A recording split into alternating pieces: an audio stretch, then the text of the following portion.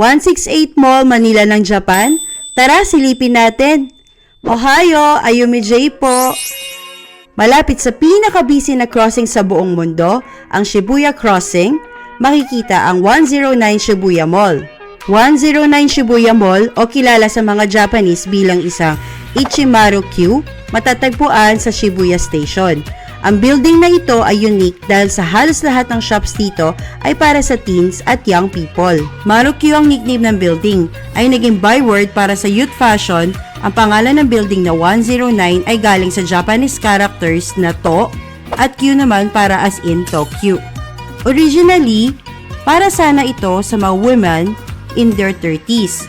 Pero naging sanctuary na ito para sa young women from the Gyaru subculture.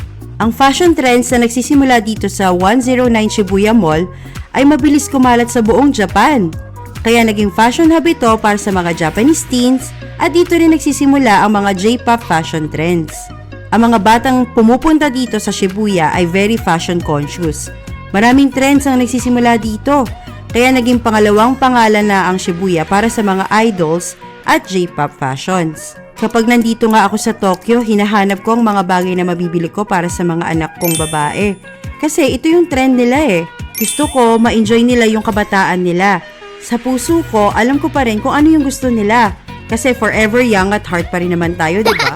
Kahit saan ka man tumingin dito sa Shibuya, makikita mong forever young at heart ang mga tao. Always connecting with the youth's trends and energy.